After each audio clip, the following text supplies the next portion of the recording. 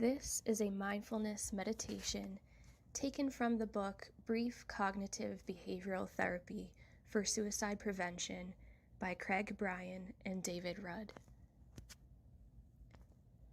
Let's start by slowing down our breathing, nice and slow, so that we're taking slow, steady breaths followed by slow breaths out. In and out. In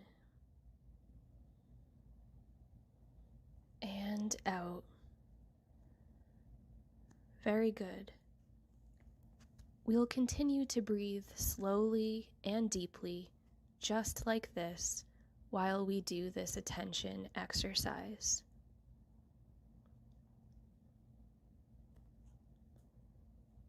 Take a moment to really focus your attention on your breathing. Notice what the air feels like entering your body. Notice what your chest feels like as your lungs fill up with air. And then notice what the air feels like as it exits your body. Just focus on your breathing. In and out. If you notice your mind wandering while you do this, that's okay. Just notice that, and then return your attention back to your breathing.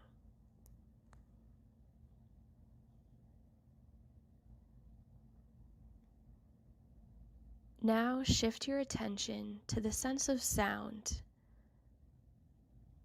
Take a moment to notice all of the sounds that you can hear. Notice even those in the background that you would normally ignore or filter out. If you notice your mind wandering while you do this, that's okay. Just notice that and then return your attention back to the sounds. Always coming back. No matter where your mind wanders or what it thinks about, just returning your focus to your breathing again and again and again.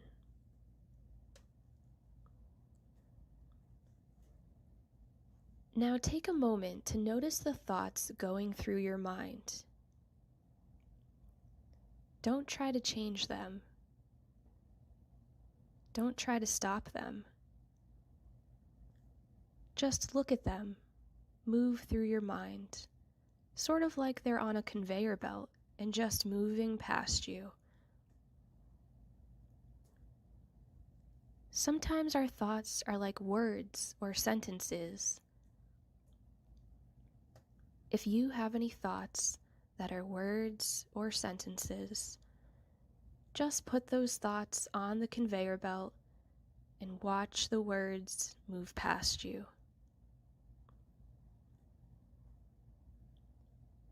Sometimes our thoughts are like pictures or images. If you have any thoughts that are pictures or images, just put those on the conveyor belt as well and watch the images move past you. Anytime you notice a thought, just watch it move through your mind without trying to interfere with it.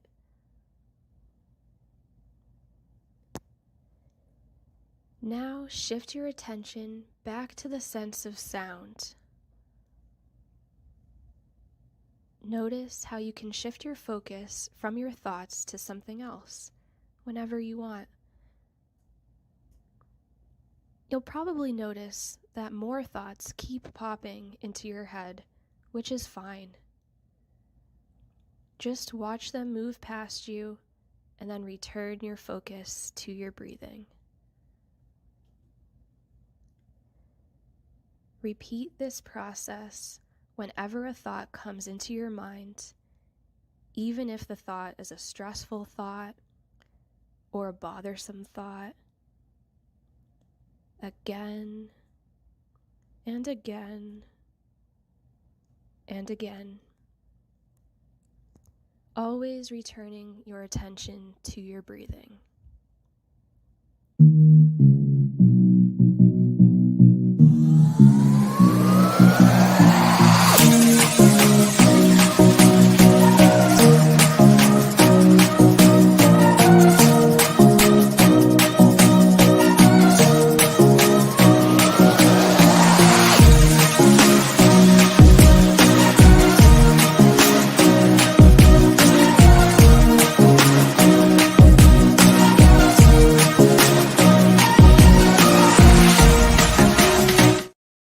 What's up, people? Look, I'm looking backstage at my beautiful speakers and my girl Tiff back here dancing. Like, okay, I already know what this gonna be like. Okay, so listen, welcome to Hope Talks. I am so excited, y'all. Like for y'all to be here today. But look, before I get too excited, I gotta go to my father so we can set the tone for this event. So if y'all would kindly oblige me, we're gonna bow our heads for a few minutes. Dear Heavenly Father, we thank you today and every day for the things that you have done for us, Father. We thank you for your grace. We thank you for your mercy. We thank you for your love. Father, I ask today that we impact someone who has considered taking their lives or dying by suicide, or they are impacted by someone who has done so. Father, we know what you can do in your own time. And I ask that you bless each one of my speakers as they hit the stage to share their knowledge and their expertise on this very delicate issue, Father. We ask that you help us remove the stigma associated around suicide as well as mental health. And we thank you in advance for all the things that you are going to do for us, all of the lives that are going to be touched by this summit, Father. And we ask that you continue to elevate the platforms of the speakers who have so graciously lended their time, their talent, and their voices, Father. We ask all these blessings in your son, Jesus' name. Amen. Thank y'all for being here again. I'm so excited that we get to spend a little time together today again. This is a topic that is very close to my heart. I am actually an attempted survivor. So I have attempted to die by suicide. And so this means a lot to me. Number one, that I have such amazing speakers here who are willing to lend their voice to the topic at hand, but are also in this fight with us to help us remove that stigma that's related to it. I want to give a big shout out to my girl, Tiffany Taylor, which she about to hit this stage soon. But when I said that I wanted to do this and I was struggling, Tiffany was like, I got you, sis. And she reconnected me with some really amazing ladies that I have been connected to before, but also just her heart. So I want to give a big thank you to her and all of my friends that she reconnected me with on tonight. So keep in mind, 3 days, 2 hours each day, we're going to be talking about different topics surrounding suicide. We do understand that this may be a very triggering topic for you. So if you have to leave and come back, we totally understand that. If you need extra help, please reach out to us. Everybody here will drop their titles, their Instagram handles, how you can contact them. Reach out for extra help, because what we don't want is for anyone to get lost in the shuffle in this event. So thank y'all for being here. So we are about to get started. I'm excited about this first topic because it's really just going to set the stage for what we're going to be talking about throughout this entire event. So y'all sit tight. I'll be right back with some fabulous ladies.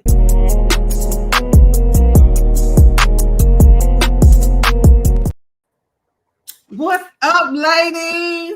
Hi. Like, we get to talk again, y'all. Now listen, my face. We have a good time. All three of us together. We all the time. Look like it never stops, okay? Mm-hmm. So first and foremost, I want to say thank you, Tiff. You know, I had to give you some love, boo. I was like, listen, thank you so much for reconnecting me with these amazing ladies and then with some new people. So listen, we're going to get right into what we about to talk about today. So I'll start with you, Mr. Vaughn. Listen. So you come to the scene, baby. You be ready, okay? I'm ready, baby. Just tell me when, and I'm gonna be there. I love it. I love it. So start with tell everyone who you are, and what you do. Yes, again, thank you for having me. It's always a pleasure and just a fun time. For those who are new to this or new to me, my name is Tavara Franklin. I am a licensed professional counselor. I am the founder and owner of Healing Grounds Therapy and Wellness Center that is located on the south side of Georgia in Jonesboro, Georgia, where we are cultivating hope and healing back into the lives of others through being hot, where we like to refer as being honest, open, and transparent. So I have a team of clinicians who are ready to serve and give all of their knowledge and all of their wisdom and all of their expertise to helping you on your healing journey. So if that is you, I'll make sure I'll drop out our social media handle to make sure you can contact us. Yes, yes. Thank you so much. What's up, Tim?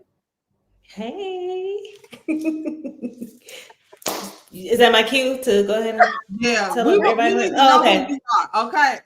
Okay, my name is Tiffany Taylor, and I am a licensed clinical social worker in the peachy state of Georgia. I also practice telemental health in Florida as well. And while my specialty is sex therapy, sex and intimacy, I am a general practitioner as well. So I do see people in my practice who have a myriad of mental health issues, so depression, anxiety. And I am also a proud member of the United States Army Reserve, where I serve as a social worker as well. So this topic is actually very near and dear to my heart as well.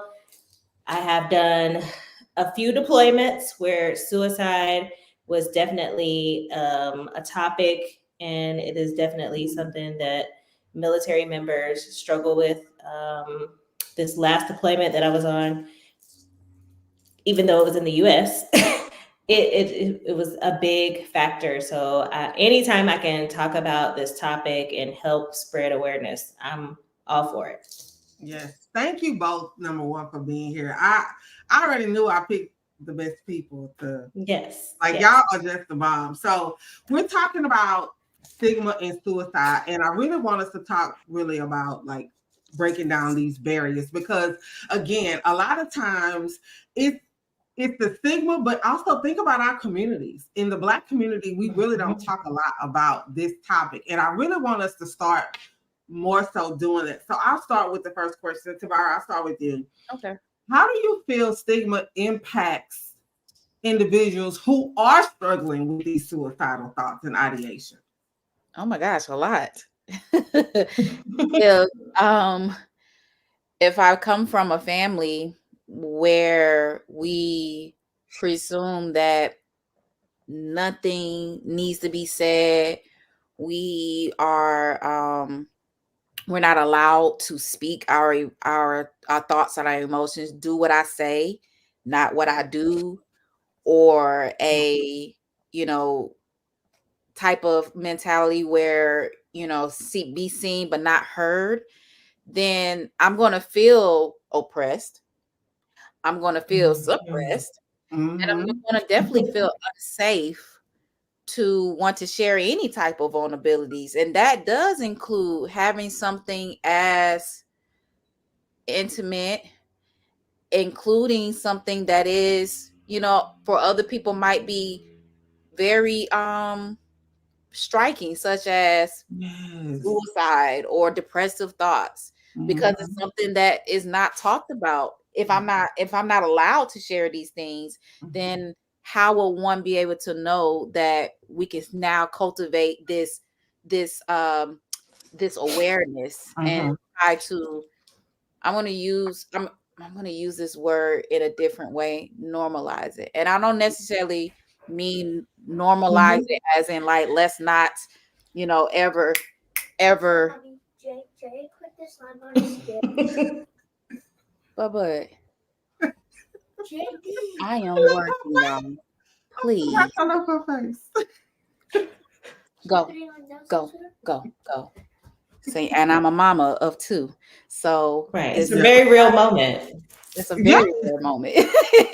But sometimes, we don't get the chance to normalize what true human experiences that we have. And so if we don't have that safe space to do so, then how can we even spread awareness? And so I would say that is the biggest impact and influence as to why it's a barrier in our community, or any community rather. Any community. Not just Black community, but Right. any community. Right. Oh, I love that. The word normalize. We're gonna come back to that because I think that's something we don't really talk about a lot as well. Tiff, what's your take on that? Well, I totally agree with everything my good sis says. But just to add, I feel like it breeds isolation. It breeds being silent, fear of judgment, internalized shame. And most importantly, it causes people to delay seeking help. Yeah. Right. And oftentimes, the longer someone struggles with the ideation of it, the closer they may come to attempting, right? And not really getting the help that they need. So I think it's just, we have to do a better job in our community. And I'm going to take it even a step further because, we're in the South, right? Faith-based, right? And I want to bring this up because I was having this conversation with someone who's very near and dear to my heart, but they're, I remember they're the clergy, right? And I was having a conversation, and I've actually had this conversation twice where I was just like taken back, right? So, just trying to change the language of people not saying this person committed suicide, right? Yep. And changing it to they died by suicide. And so when that person said that and I went to correct them, they said, no, they committed it. It's a sin. And I'm just like, I understand from a spiritual standpoint, like how someone would arrive at that, right? Because you made a choice. Right. But I just think, where is the sensitivity in that? Where is, if someone comes to you and says that, or they're going through that, like that I'm criticizing you, I'm judging you, like they're already going through so much. And for you to just harp on that word and say, well, what you did was very selfish, and all the things that ain't gonna make them want to get no help. Right. At all. That's not gonna make them want to get no help. At all. Yeah. That's not what they need at that moment. Or even if you are a person who survived and maybe you're telling your story and someone's questioning you about, you possibly attempted, what you don't need is to be judged again, right? Exactly. Because you already are dealing with all of that internally, your thoughts. Right. About what you did or what you experienced. So I don't need you to help me beat up myself. We're usually pretty good at that. Exactly. Exactly. Y'all both bring up good points. And this is why I say I send y'all potential questions, but based on how our conversations go, they could change. Yeah. Go back to normalize. Yeah. Because I had a conversation, and I'm very passionate about mental health. Like, yes, I knuckle up for real. Like, you say something, just So we were having this conversation, and again, I'm a PK, so I have to navigate this world. Like, let me bring you over here to me, because scripturally, you out of pocket. But there's neither here nor there. Like, we need to talk about a whole mental health in the church event. We just need to do it, training, whatever. So they said, well, I get triggered every time I hear normalize. And I said, well, why does that trigger you? Like, what happened? What makes that triggering? They said normalizing when I hear that, that says to me that they just want to make it commonplace. They just want to make it okay. You very clearly started to explain to me that that's not the case. So let's talk about normalize. Like, what is that clinically, as well as somebody who feels like we are just saying, oh, it's just okay to do something like that. Tiff, you want me to chime in on that one, or y'all want me to go? Whichever. I mean, I think you touched on it really eloquently, right? And saying normalizing it is not necessarily saying like this is commonplace, but it is just really shedding light on it. Like it's making it so that it's not taboo. Like that we can have it's commonplace to have the conversation about it. Not that I'm saying that it's okay. And I think that's why people get upset about the word normalizing is they feel like when you normalize something that you're saying okay, that it's okay. That's not necessarily. I'm going to piggyback on that, because when I hear normalize, I often think about people might associate that with acceptance. And I often talk to my clients about the word acceptance. Acceptance does not mean that I am okaying, I am co-signing, like you go ahead and do that thing. No, we're not coaching anything. What acceptance mean is that I acknowledge what it is. Right. I'll acknowledge what is in front of me, and I am now have the opportunity to adjust. Right. Okay. And so therefore, because I am adjusting, now I have a different response to that is outside of whatever expectancy there was at that time. Right. So when we're talking about normalizing mental health and normalizing symptoms that comes with mental health, such as suicidal ideations, we're talking about bringing awareness or recognizing what is that's associated with these things. And now we have opportunity to now pivot or to adjust our responses. Right. Right. I hope we brought that down for you. Like both of those were great like explanations, because my thing was, why are you so triggered? I didn't understand that.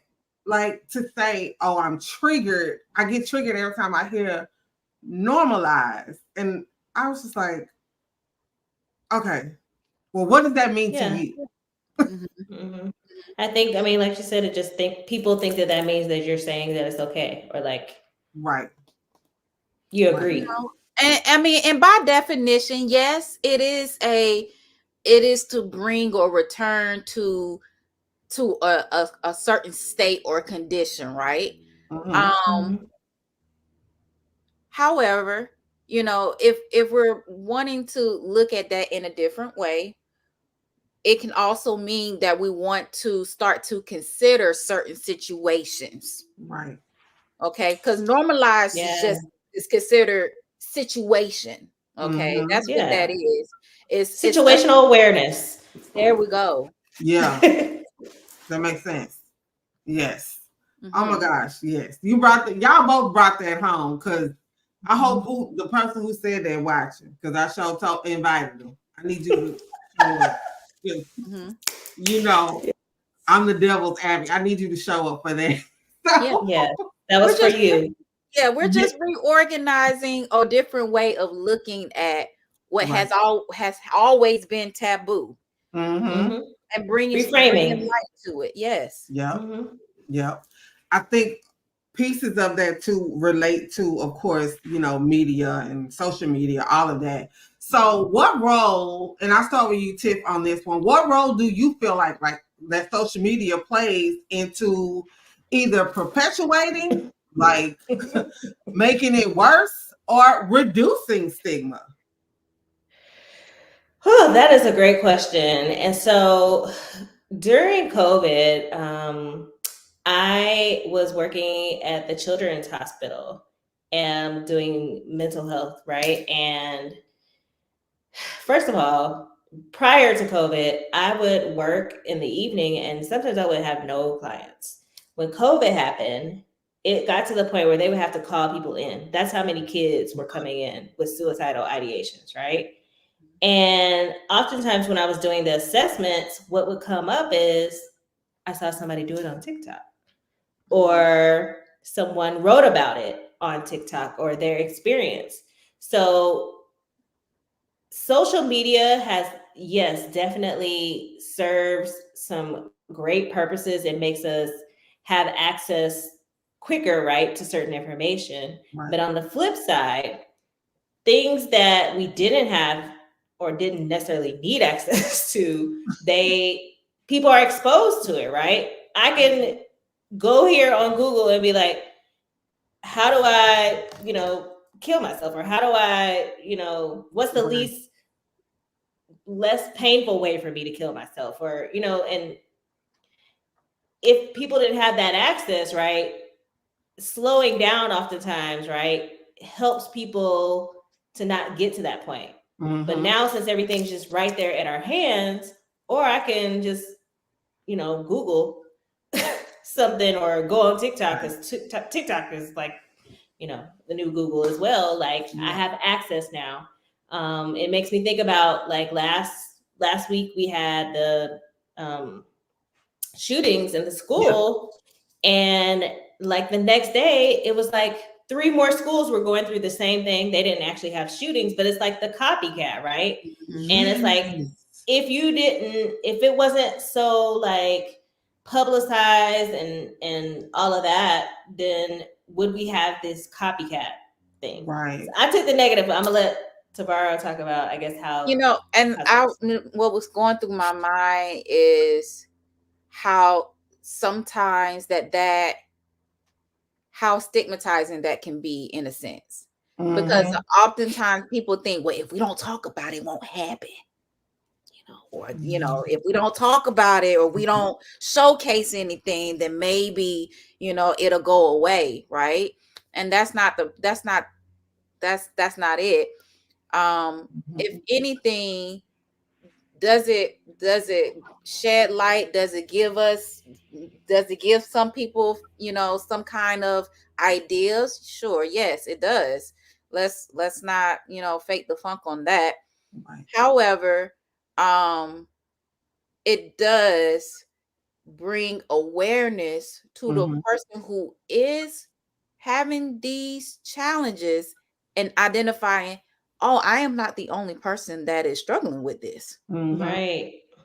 And definitely. So we have to make sure we are being careful about making sure that we're not hushing over, some of these things that are exacerbating or influencing some of these depressive thoughts, and now influencing, giving another person suicidal ideations, because again,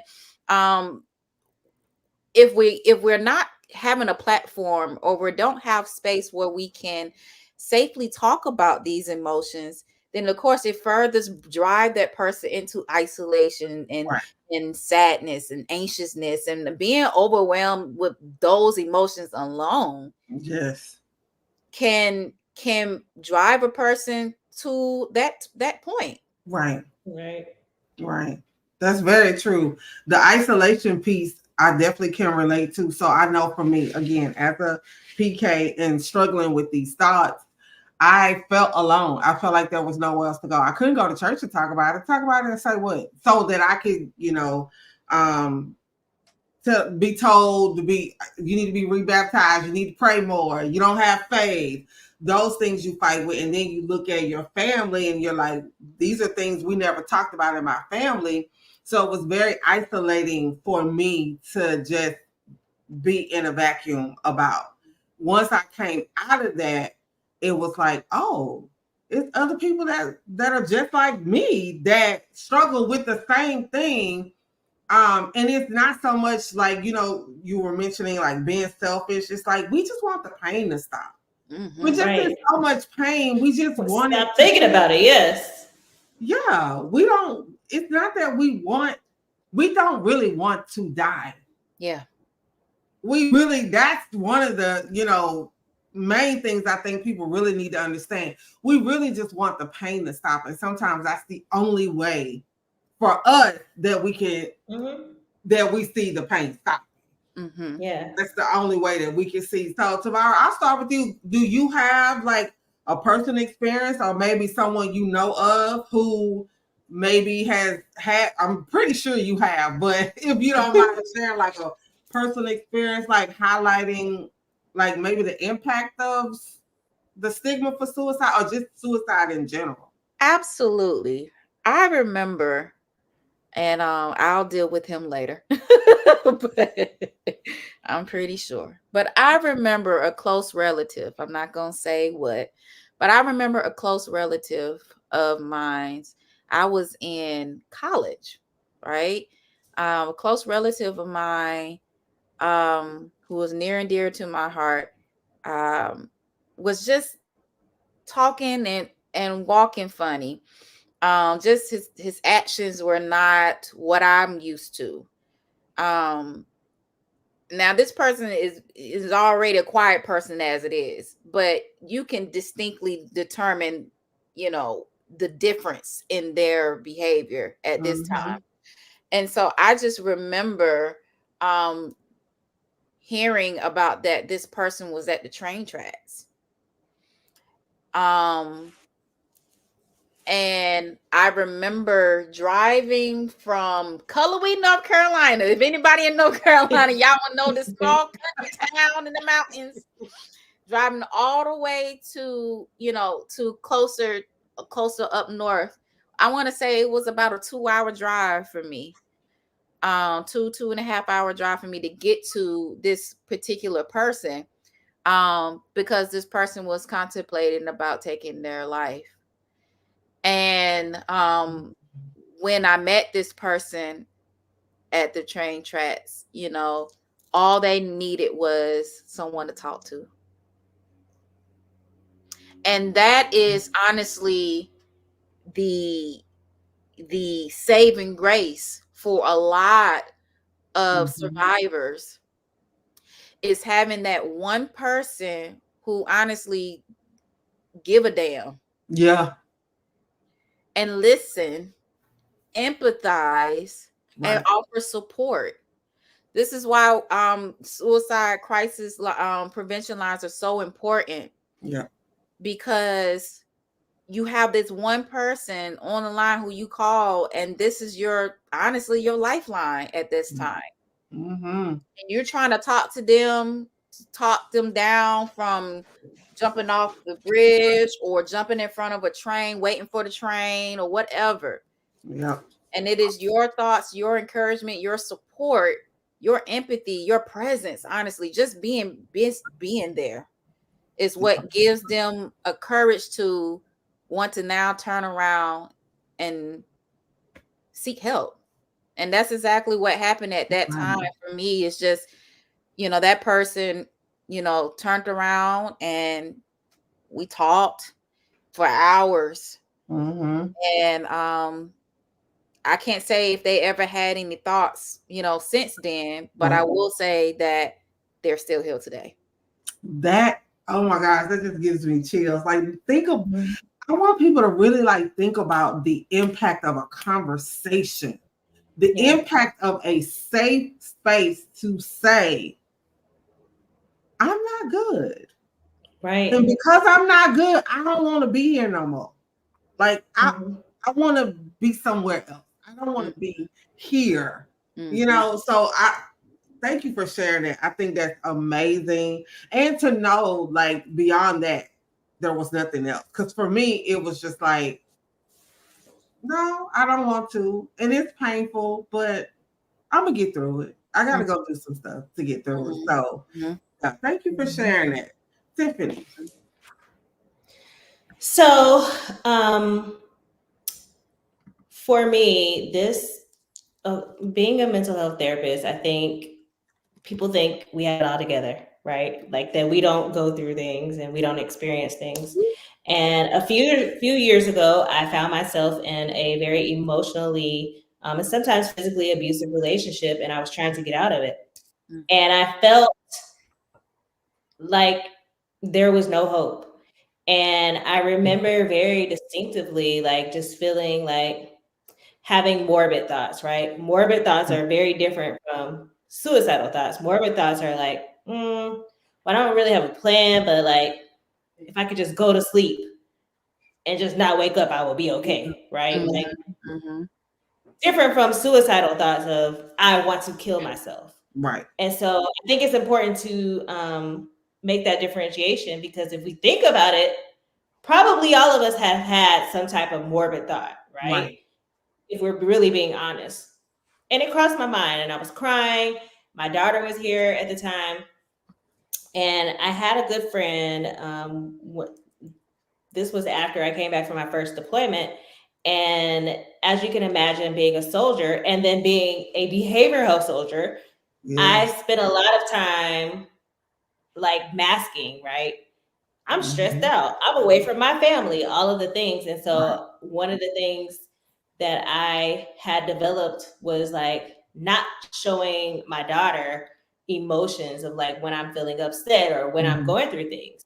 And so one of my good friends, she's actually gonna be one of the speakers, Tiara, I was having a conversation with her, and she was like, well, why are you hiding that from her? Like, you're doing her a disservice by hiding those experiences from her, because she doesn't get to see like a true living testament of how you can feel these feelings and then like overcome or be okay, right? We're teaching, we're perpetuating this whole thing of being strong, being a strong Black woman, right? And I mean, we're strong, but having, breakdowns or having moments where we're feeling very vulnerable or we have to cry, that doesn't mean that you're not strong. So she came downstairs and I think she might have asked me what was wrong. And I just started boo-hooing, crying. I didn't tell her that I was having, of course, the morbid thoughts. But I just was like, all of the things. And I was like, I'm a bad mom. And she just started crying too, right? And she's like, you're not a bad mom. Like it was, but that moment, right, snapped me back into reality. But I mean, I just think I wanted to share that because it doesn't have a target population, right? This can happen to anyone. Even someone who is a trained professional can experience this. Now, was I on the phone the next day with my therapist? Absolutely, right? I have an awesome relationship with my therapist. I've been seeing her for almost 20 years, right? And I don't think anyone should be doing this work because it's heavy, right? It's heavy listening to people's problems and stories all day. So, I mean, but it's very real that can happen. And, sometimes it could be just, you could be having a great day, life is great, and just one thing happened that could put you in that space of like, you know what, this is too much. I don't want to deal. Right. And you have that thought. And of course, most people don't get to the point where they're like, I want to kill myself. But definitely people experience, like I said, what I described as morbid thoughts. Exactly. Oh my gosh. Thank y'all so much for like sharing those experiences. And I think that's one way that we can reduce, the stigma around suicidal ideations, but also the morbid thoughts. Because when I share my story with the entire world, I was like, God, why do you want me to tell these people this stuff right here, right now? I was having morbid thoughts. I was going into like my 46th birthday, and I was just like, why am I here? Like, if something happens to me, I would be okay. I'm not gonna do it, but I would be okay. So just even like sharing your experiences just means the world to me. I definitely appreciate y'all for that. So as we close out this one, tell us like one way that you feel like we can reduce stigma, and then tell everyone how they can get connected with you. I'll start with you, Tabara. I'm sorry. I was about to say something else, but let me bring it back. To not judge, to practice curiosity. Yeah. And what I mean by curiosity write that down. is to get inside of their world and ask questions, not in the judgmental way, but with concern and trying to gain understanding. Yep. So that way you can now empathize with them. Mm-hmm. And then that will create a safe space for them. Right. I would definitely say we all need a place, a space, a person where we feel safe and we do not feel judged, and we see that person is curious about trying to understand Right. how they can help us Mm-hmm. in these situations that are just so challenging. Right. Right. Mm-hmm. I love that. Tell everybody how they can get connected with you. Yes, you can connect me via Instagram. You can follow our Healing Grounds _therapy. That's Healing Grounds with the S _therapy. Or you can follow me at Tavara Franklin. That's my IG. You see all things, therapy and family there. But most importantly, if you're really serious about your healing, please reach out to us. We are there to be of service for you. Yes. Thank you for sharing that. I had to write down that practice curiosity. I was in peer support training last week, and it really helped reshape how I would approach a client. And it was saying, like, when you ask questions, what is the purpose of the question? Yes. Is it to fact find for curiosity, or because you just want to know some stuff? And it just really helped us really reshape, like, do I really need to know this? I really may not need to know this particular thing, but I may need to know that to help them. So I'm glad that you said practice curiosity, because that's very important. Thank you for sharing that. Tiffany, what's one way you think we can reduce stigma, and how can everyone get connected with you? Well, I'm gonna give two. So first, I just want to give a shout out to you, right? I think these types of conversations, these forums are so important because they're intimate, right? Because this, again, it's a very taboo topic, right? And people are just not going to be signing up to go to something, right, publicly, usually about suicide. Like, just usually doesn't happen. So I think it's so important to have these small, intimate conversations where people can be very real and they can get educated.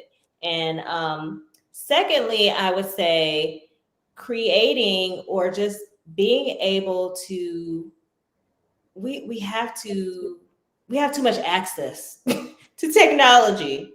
So being aware of your surroundings, like we got to take our face out the phones and pay attention to what is going on around us and making connections, creating community, right? Like I need to know that my sister, my brother, my cousin, whatever is going through something.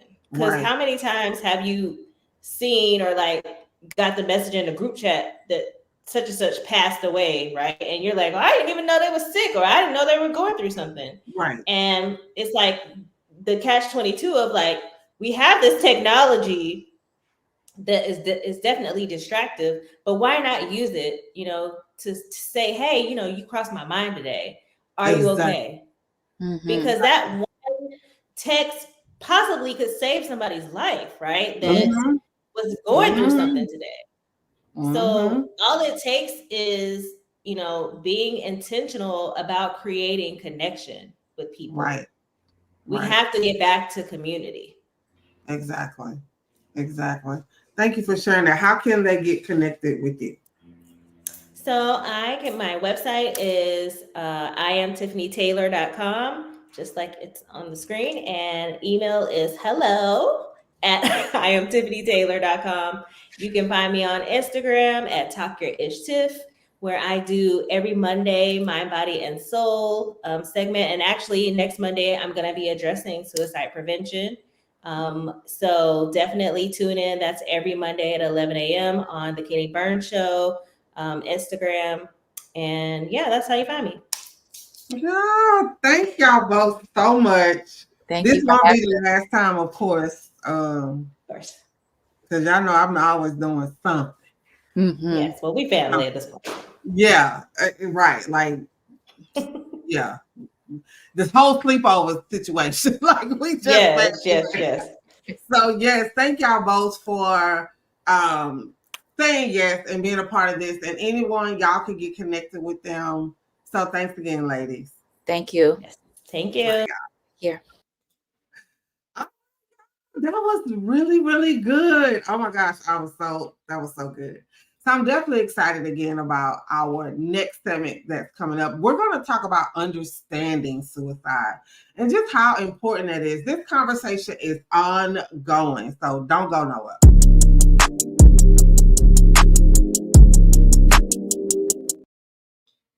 Well, hello, gorgeous. You on mute, sis. Girl, this technology now, I be Listen. lost in the sauce. You got keep it 100, okay? How are you? I am doing great. Thank you so much again for saying yes and for us getting reconnected. You were such the bomb at My Mind Is My Business. And so, yes, we definitely got to make sure we stay connected. So thank you again for saying yes. And you are more than welcome. And thank you for being an advocate for mental health. Thank you for sharing your story. Thank you for your platform, because it's needed for our community and for every community, but especially for our community because it's not really talked about. Yeah. Mental health, emotional wellness, suicidality is not talked about enough in our community. So yes, thank you. Thank you. So let's kick this thing off with you sharing who you are and what you do. Okay.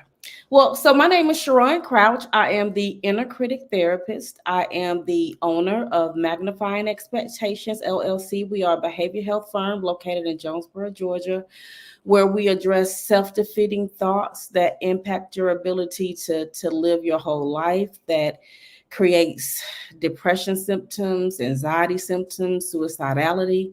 And so we work with you to identify your core negative beliefs and overcoming those core negative beliefs. So I like to say that that is your inner critic that is talking in your ear, that is preventing you from stepping out and living your voice out loud. So I help you learn how to understand your inner critic and live with your inner critic.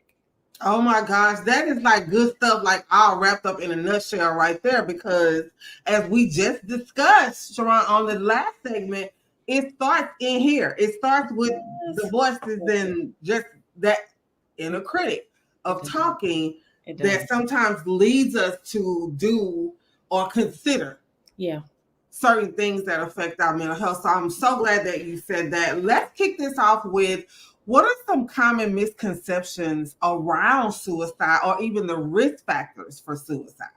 So before we go there, I want to do a little brain talk real fast, okay? Self-preservation and survival instinct is our most basic instinct. It's what we call innate. Yes. We're born with it. It is natural for us. It is our drive to protect ourselves. I like to call it our built-in bodyguard. It is that mechanism that makes you snatch your hand back from something hot. It is that mechanism that gives you butterflies when you just feel something is not right. And so survival and self-preservation is a part of the brain. It is housed in the medulla, in the back of the brain near the brainstem. And the medulla develops during the second trimester of pregnancy. So your self-preservation, your innate drive to live is developed in the second trimester. That's why babies scream so loud. They got that shrill scream. It is a form of self-preservation. It is hard to not address a baby's need because that scream is just so grating. Yes. Right?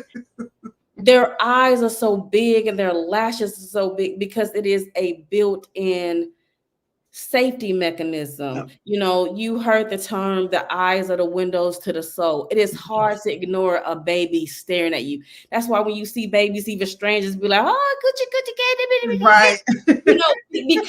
because of the eyes. So I want to build that around so that we know when you have lost your God-given, natural-born instinct to live, your built-in bodyguard, when you have lost that, then there has to be a significant amount of emotional turmoils.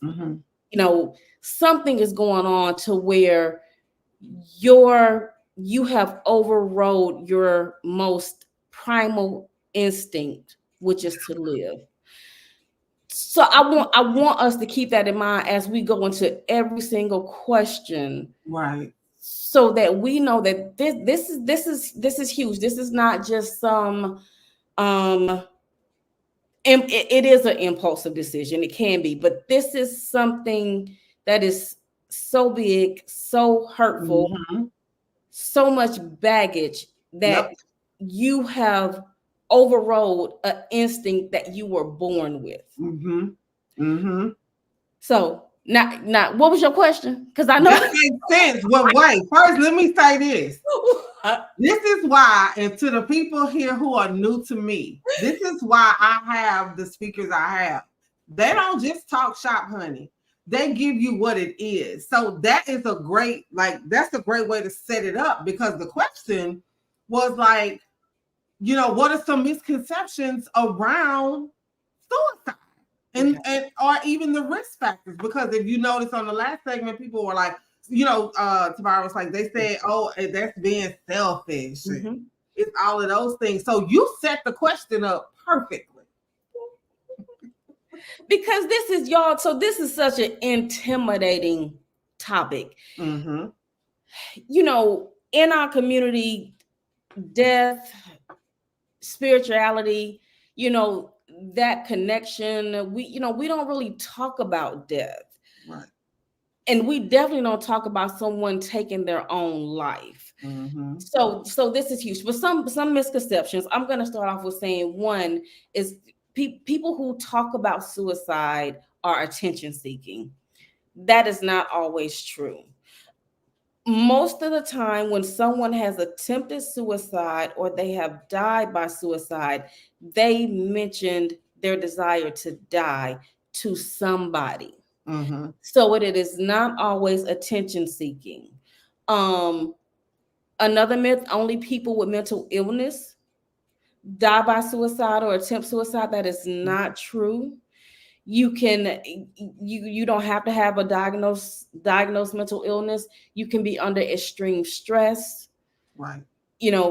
Experiencing trauma where you want the pain to end and not have a mental health diagnosis. Right. Big one that Tiffany and Tavara talked about, my sisters. They talked about talking about suicide, the why you need to connect and talk about suicide. But the myth is that talking about suicide will give people the idea to die. It will not. It will not. I encourage people to have that conversation and to have the conversation without judgment. And what I mean by that is, typically speaking, when we know that someone wants to die, we immediately start saying, oh, you got a lot to live for. Your mama gonna miss you, your dad gonna miss you. But when you think about that person is in so much pain, either physical pain or emotional pain, the thought that somebody else is going to miss them doesn't really resonate. So when I say to you to listen in a non-judgmental way, I mean, listen. Like, let that person get it out, even if it doesn't make sense to you, even if you don't agree with it. Your job is to listen and see if you can guide that person into treatment, not talk them out of it. Because when someone is sharing their emotional pain with you, just think about when you've been in an emotional pain and you've tried to have a conversation with somebody and they try to connect with you by telling you about somebody else. Oh, I know how you feel because I felt like this. And I know my cousin went through that. And it is they're telling you that because they want you to believe that they understand how you feel. Right. But you're actually taken away from someone's pain. Like, let them talk and share without you trying to solve the problem. Exactly. And I get it because it's uncomfortable sitting and listening to someone talk about not wanting to be on earth. Your instinct is to fix it. No, you got a lot to live for. No, it ain't that bad. If you can, try not to do that. Try to just listen. Your job is not to talk them out of it. Your job is to listen and guide them to a treatment, some type of treatment, a phone call. The plug, y'all, 988. Do you know about, y'all know about 988, the plug? I don't know if we're going to talk. 988 is the second anniversary of 988. 988 is the 911 for mental health emergencies. It has 3 phases, y'all. It's been out 2 years. The first phase is someone to call. You can call and speak with a clinician. If the clinician can't manage what's going on with you, they'll send someone to respond. The second phase is someone to respond that's mobile crisis. A licensed therapist will show up and complete an assessment with you and link you to services. The third phase of that is somewhere to go. So Georgia is on it. They're building residential facilities, different outpatient clinics so that you have a place to go. So y'all remember 988. It is a free service. Y'all use it. That's the plug. I be getting all over my place. Let me see what else, because I'm trying to look at my notes too, look at some other myths. But I just started talking. So I said mental illness. The other myth, real quick, is that suicidal people always show clear signs. That's not true. Sometimes they will talk about death or wanting to die or feeling helpless or hopeless, but sometimes it's real subtle, withdrawing, isolating, that disconnecting from people. It's real subtle. I have a girlfriend. When she gets quiet, I reach out because she's talkative. She's active on social media. If I don't see posts from her, I'm reaching out. So just paying attention, because there are real subtle signs. Preparing to die, completing wills. You may think, oh, that's so responsible for them, but just think about if they're preparing a will, they're not sick, and they have had a lot going on. Asking those questions, like, is everything okay? Like, I think it's very responsible for you to be doing that, but is there anything going on? Increase in drugs and alcohol is a subtle sign. Another sign, I had to have a conversation with another girlfriend of mine. Her son was really engaging in like this reckless behavior. He was driving really fast. I think he had like 9 speeding tickets in a year. And I said to her, have you had a conversation with him about wanting to die? Because sometimes people will engage in risky behaviors, practicing. I'm gonna drive real fast to see what it would feel like if I could really hit this tree or swerve off the road. So they'll practice. I'm gonna jump on, I'm gonna do this black flip off the pool, like just really, really risky behaviors. Pay attention and asking those questions. And again, be point blank with the question. I said to her, ask your kid if he wants to die. Right. Flat out. Flat out. Sometimes it's have you had thoughts of wanting to hurt yourself or hurt anyone else? And then it's, have you had thoughts of wanting to die? And Tiffany mentioned it in the beginning. She called it morbid thoughts. On the clinical side, we call it non-specific suicidal ideation. It's still suicidal ideation, but it's non-specific. So we ask that, have you had thoughts about wanting to die? And then the next step is, have you had thoughts about wanting to kill yourself? And then it's, if on a scale from 1 to 5, how intense are those thoughts and how Right. often do they happen? So you're having those very detailed conversations about death and about dying, and it's intimidating and it's scary, because the thought is, if they tell you this, what do you now do with this information? That's And true. that's where people want to, kind of move away from it, and Right. start trying to problem solve and fix it. And yeah, that's when they, go into so and so gonna miss you. You can't do that. And so again, that's when you are taking away from that person's emotional pain and trying to make them deflect on something else instead of Exactly. addressing what's going on with them. Right. When they actually have to do that. I'm glad you shared those things, because my next question were warning signs. You gave some really specific, like, y'all, these were very, very specific warning signs that people really need to look at. So from there, you did share with us, like, start to ask the questions. That could be one set of immediate steps if people notice these warning signs. Would there be anything else that you could suggest that they do immediately if they start to notice the warning signs that you talked about? Again, asking the questions, having a conversation, being open, and saying to that person, I will go to the doctor with you. I will go to your first appointment with you. And if you can't go, then, designating someone to say, you don't have to do this alone. I can go with you. I can help set you up. Because again, when you're thinking about suicide and you're thinking about dying and you no longer have that self-preservation, it's a scary feeling and it's a lonely feeling. Yes. It's a lonely feeling. And so when you have someone to say, I will ride with you, I will sit in the waiting room when you have this appointment. Right. It's huge. So I'm saying listening, being physically available to ride or sit in the appointment, go to the appointment with the person.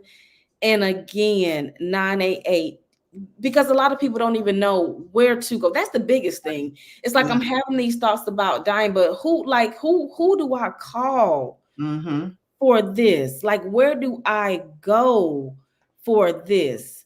So just having that knowledge of, this is where you can go, this is where you can call, and I can go with you. Right. Those were so, oh my gosh, y'all, I already told y'all she was the bomb, like, for real.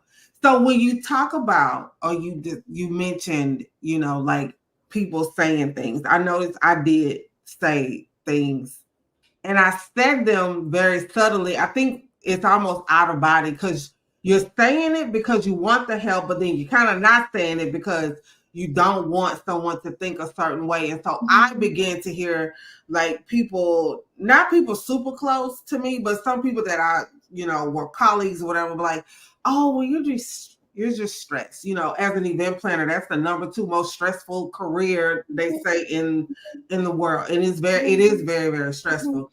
But I noticed people like, oh, you're stressed, you're just stressed out, these things.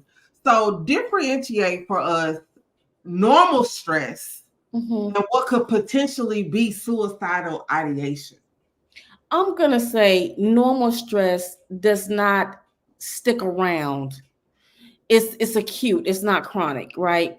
So normal stress or normal crisis is going to alleviate itself. You're going to start to feel better. But when it's chronic, it is, months long of depression, hopelessness, helplessness, not seeing light at the end, of the tunnel. That's when you want to start checking on people, and that's when you want to start asking questions, is when that stress is prolonged. I'm going to say over 90 days. When Yes. you know that someone is just going through something, and it's grief and loss, losing someone, of illness, a divorce or a breakup, like those stresses that last a long time, I'm going to say you may want to start to check on someone. Right. And I'm going to say the intensity, how people are responding to the stress, because You and I can be in the same car accident. I go to work and you can't get in a car for 120 days. So people are going to respond to different instances. So if you see a intensity of the symptoms, people starting to withdraw. So they're going through something and they're starting to withdraw. They're starting to drink more. They are behaving in a way that's just different. That Yeah. means that the symptoms are starting to intensify. Like things are starting to get worse. The way they respond to the crisis, the way that they respond to the event. I'm going to even take it a step further and say, if something happened and they're not responding, you know how there's a death in the family, people just functioning like normal, they still going to work, and you like, if that happened to me, I'd be on the ground crying. Like, And they on autopilot. Yes. Like that's a red flag. So Yeah. the way that they are responding to situations, if they are over functioning, say something. If they are under functioning, say something. So paying attention to how are they handling this event that occurred. Right. Mm-hmm. I want people to hear you say the being present and the paying attention to things, because that part is so important. So for myself, I have high functioning depression. So my small group of girlfriends, and Tiff is included in that, they can tell when, oh, she's about to go into crises, or she's in crises. Yeah. But it's because they pay attention. We don't even live in the same state. But they can tell by my patterns of how I post, if they text, if I respond, if I don't respond. And that's a part of them, holding me accountable, which is a whole nother piece of it. But I love that you are driving home the point, paying attention to these people's patterns and what they are doing and how they are functioning. I remember last year, Tiff included, a lot of them, I lost 4 people, like 4 family members back to back. And it was the way, I guess, I showed up, or how numb I was. You good? Because, not that there's a normal way to act when it comes to grief. I just had a grief summit about that. But it was how they could see it because of how I showed up or wasn't showing up. But it's about paying attention. That's so important. And I say it all the time. Y'all can get pissed off at me, but I'm gonna ask plenty of questions because I want people to ask me questions. I'll ask in a minute, like, you good? And I will say, I'm asking because you didn't show up for this, or I'm asking because in this meeting you was looking all spaced out. I'm asking because this is what I see, and this is why I'm asking. And my family members, especially my guy, will be like, "Don't therapeutic me. Like, they ain't even no word, Negro. Don't be doing all that. Ain't no word." But I'm gonna ask questions if I see behaviors that are not congruent with how you usually act. And it's up to you to tell me, no, I'm okay. This is what I'm going through, but I'm okay. But I'm asking the question. So, be mad all day long, but the question is going to be asked. That's it. Yeah. The asking questions, like Tamara just said, the practicing curiosity. Like, I think that's a part of our makeup as humans, of the community. You said it, they said it. About community. In that comes some kind of inquisition. Like, I am going to be curious to some degree if I am trying to create community with you. And when I see a pattern of something that changes or is new, I need to be asking some questions. Because my grandma used to say, it's a dead cat on the line somewhere. So, I like that. I'm gonna steal that one. Yeah, like something's stinking. Like, what's happening here? But I think if we really focus on it, and you gave some really great questions. The questions you gave to me, this just to me, they're not invasive, but they do cause me to think. They do cause me to, am I showing up like this? Am I considering these things? Yeah. You know, have I had these thoughts? Now this person has laid out a safe space for me to say, you know, Sharanya, I feel like I want to die. Right. You know, I feel like I don't want to be here anymore. You create that safe space. Yeah, I love that you said all of that. Oh my gosh. So wrap this up for us, sis. Share with us if it was one or two things that you want people to take away from understanding suicide, what would they be? Again, I'm going to go back to the emotional pain that's involved. I want y'all to keep in mind that you are born with a built-in mechanism to survive. You were born. And when your pain overrides that, you are in serious emotional pain. So you handle that person gently, gentle but firm, because you're going to ask that hard question. But you are going to be gentle with their feelings. You're going to be gentle with their emotions. Your job is to listen and understand, not agree. Listen and understand. You know, I also want to say, and remember that plug 988. Y'all remember that number, because that's huge. I also want to say, which is why again I'm so glad that you are, you know, having this platform, because 0 to 19 Black youth is the highest demographic with the most suicides. That has increased from 2007. In 2007, it was 1.5 deaths per 100,000. In 2020, it was 3.5 per 100,000. So it has skyrocketed 144% in 10 years. 0 to 19 Black youth, and that is mostly the LGBT community of Black youth, but still Black youth.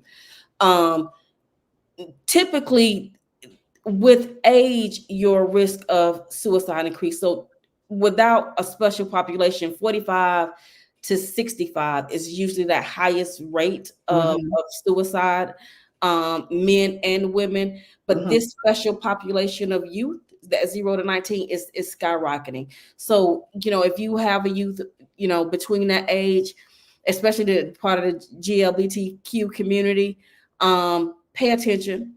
If they're not part of that community, still pay attention, because that age group is really, really on the rise for death by suicide. I'm also going to say, monitoring lethal means that's in your house. If you have guns, please have them in a safe. Please practice, you know, gun safety.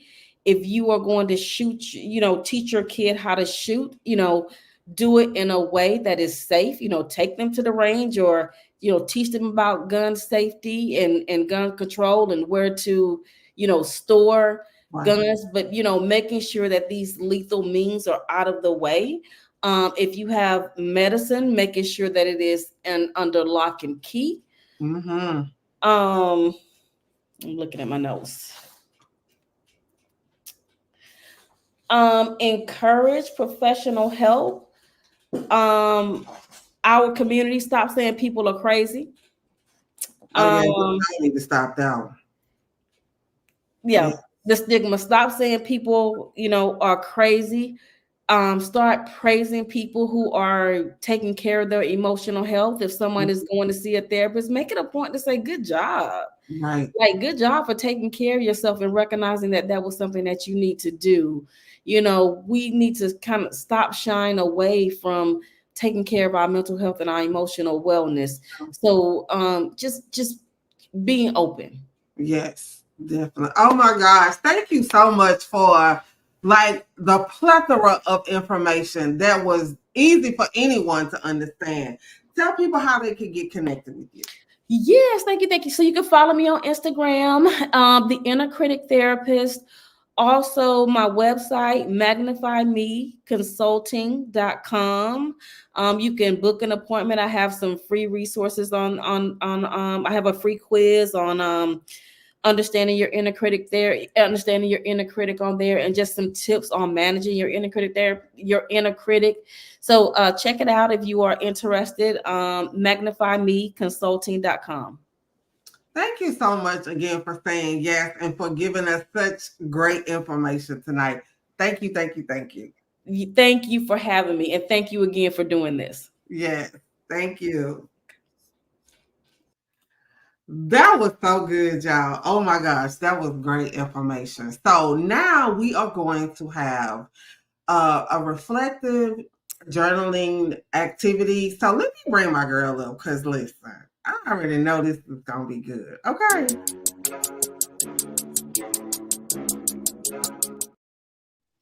What's up, girlfriend? Hello, hello, hello. How you doing? I am excited. I am doing great. I'm going to let you have the stage to do what you need to do. This to me was very important that we implemented this in. Again, because it's a very heavy topic, but I already know you're going to be great at this. But I think it's going to help people really stimulate their minds and open up. So sis, I'm giving you the stage. Absolutely. Okay. Well, I want to welcome everyone to this evening's reflective journaling session. My name is Von Seal of Von's Vision. I am an encouraging whisper in your ear or kick in the butt, depending on what's needed. Now, I'm honored to spend this time to reflect on the topic of suicide prevention, which is very important. So Tavara and Tiffany, they shared some valuable insights with this concerning the stigma of suicide. And Sharon, she came through with the education of understanding suicide. And now it's time to dig deeper, and we want to process those ideas in our own way. So I want you to grab your writing tools, whether you have a journal. If you don't, you can get this one on my website, vonvision.com. Your iPad, whatever, pen, paper. And we're going to begin with this first prompt. When you think about why someone might consider suicide, what reasons come to mind? What emotional, psychological, or societal things come to mind? And how do you think those factors connect? And how do you think that stigma makes it harder for people to talk about? So I'll repeat it. When you think about why someone might consider suicide, what reasons come to mind? What emotional, psychological, or societal things come to mind? Gonna give you about 30 to 45 seconds to write that down.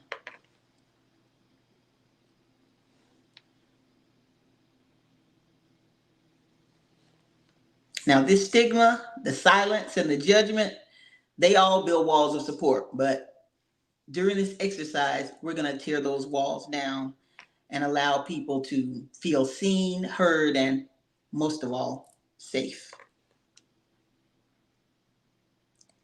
Our next one, reflect on the language you've heard. And you heard Tiffany and Tavar, and I think Sharon spoke about it also. The language that you've heard around suicide, reflect on that. That person committed suicide versus died by suicide. How do those word choices shape how you perceive the issue and the individual? And I'll give you about 30 to 45 seconds for that as well. Reflect on the language you've heard used around suicide and how those word choices shape how you perceive the issue and the individual.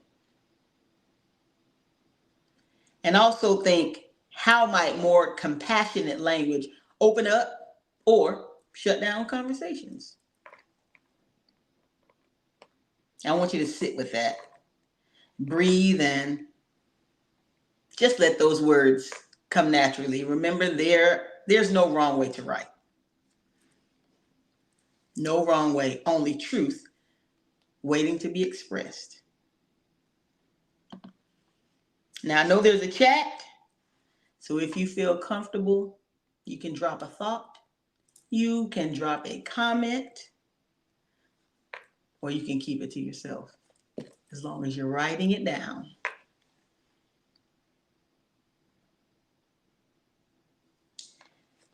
Next, And this is a big one. Again, I think I heard Tavara, Tiffany, and Sharon touch on this. How has your cultural background influenced your views on suicide? And does your culture, your religious views, contribute to the stigma or support? How does your cultural background influence your views?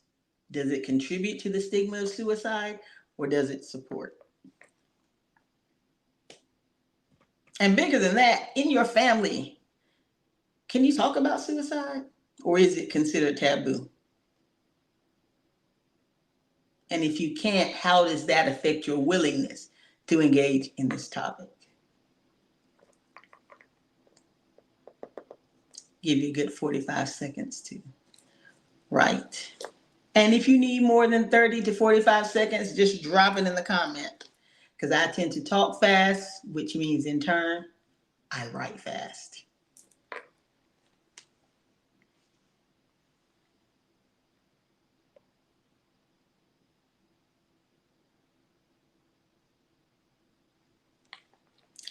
Next, I want you to reflect on a time when you or someone you know felt overwhelmed or isolated.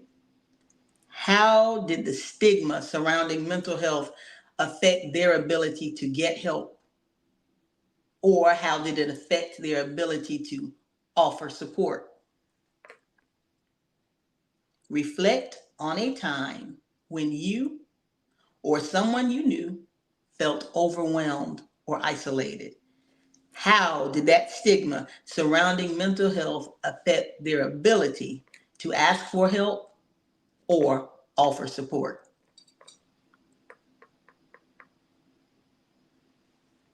Take your time and write. And again, there is no wrong way to write. It's only truth waiting to be expressed.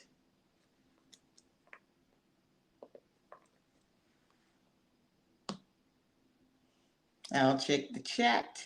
If you feel comfortable, you can drop a word, drop a thought.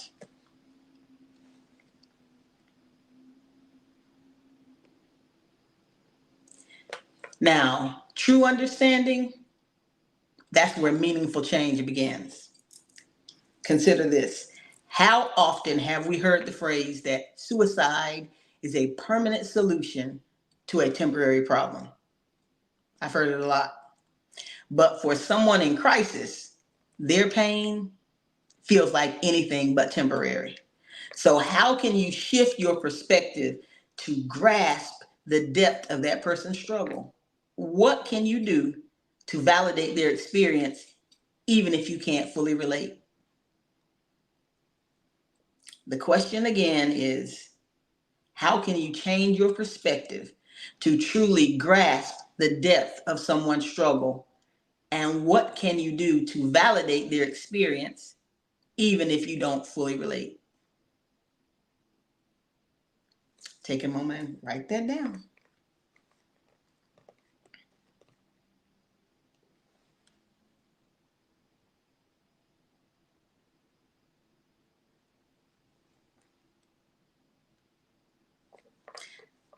I also want you to consider, how has your understanding of suicide evolved over time?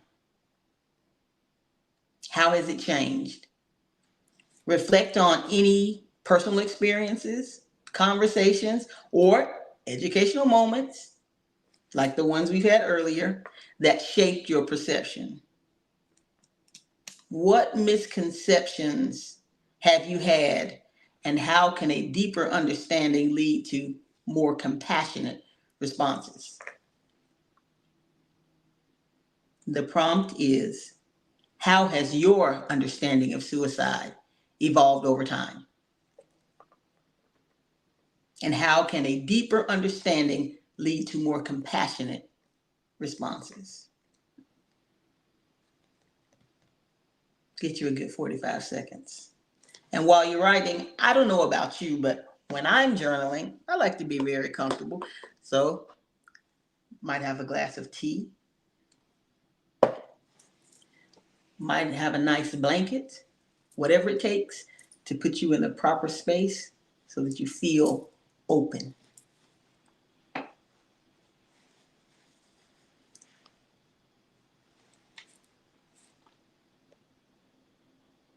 Now, the prompts that I've asked you to consider tonight and to write about, those statements, those questions, that is where empathy and connection might be the lifeline that saves lives. So as you're writing, write from the heart, because every word matters. And what you're writing may help. And I see someone shared. Thank you very much. So again, if you feel comfortable, you can drop a thought, but there is no pressure here. You can keep it private, or if you feel called to, you can reach out to a trusted person. What's most important is that you reflect and connect with your thoughts. And maybe consider some of these prompts to be your meditative focus for the rest of the day. I'm going to go over the prompts again in case I spoke too quickly and you missed it. The first one, when you, while you, no one else, this is tunnel vision, you, think about why someone might consider suicide, what reasons come to mind? Emotional, psychological, or things going on in society? And how do those factors connect? And how does it make it harder to talk about openly? Did you get it that time? I think I was slow enough. Second one, again, reflect on the language you've used around suicide, committed suicide versus died by suicide, and how those words shape how you perceive the issue and the individual.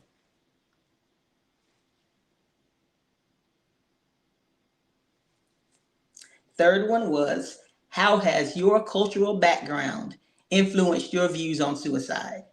And do your cultural or religious beliefs contribute to the stigma, or do they support? How has your cultural background influenced your views on suicide? And do they, cultural or religious, support the stigma, contribute to the stigma, or support?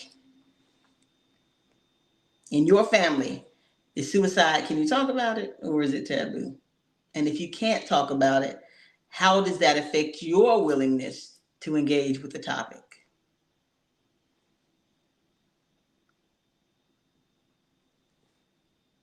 Y'all got it? All righty. Reflect on a time when you or someone you know felt overwhelmed or isolated. Matter of fact, I'm going to take off someone you know. Reflect on a time when you felt overwhelmed or isolated, and how the stigma surrounding mental health affected your ability to ask for help, or how it affected your ability to offer support. Think about and write how you can break that stigma and create spaces where people feel safe and supported.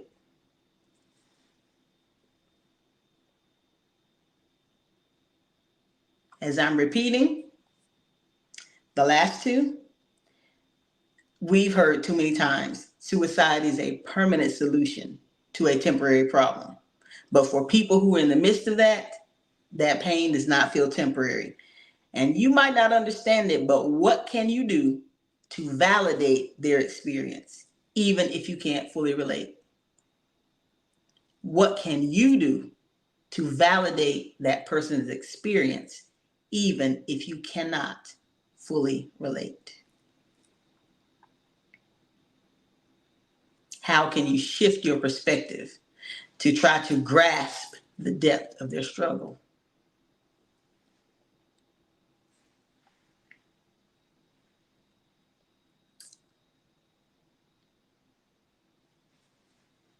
And the last one more time. How has your understanding of suicide evolved over time? How has it changed? Reflect on personal experiences, conversations, or educational moments like the ones we had earlier tonight that have shaped your perception. What misconceptions, if any, have you had? And how can a deeper understanding lead to more compassionate responses? Now, again, these prompts are where empathy and connection might be the lifeline that saves lives. So write, and write because every word matters. Let's see if someone has said something in the chat. That Oh, was so good. Yes, someone said the way the world sees suicide makes me feel like it's impossible to mention it. And so your prompts really are bringing out what we want people to really do, like really think about it. And I'm glad that Tiffany chimed in, but you also were very affirming about how we have to even say these things. Even if the world doesn't see it that way, we still have to say these things. yes, because I grew up in the church too, where suicide, Yes. oh, you going to hell. We're not even going to talk about it. It's a Right. done deal. Exactly. Yes, this is important. So thank you so much for doing this. You will be back tomorrow and Wednesday with some more reflective journaling. I got mine down and I'm going to expound some more on it because they're very thought-provoking activities. So thank you so much for joining us tonight, and I will see you tomorrow night. All right, see you tomorrow. Thank you. That was good, y'all. Oh my gosh. So I hope those got y'all to thinking about what suicide means for you, what it means to you, and how you can reshape your thinking. So our last panel, I'm so excited. These ladies are just true champions on sharing their experience. So sit tight. They're coming up next.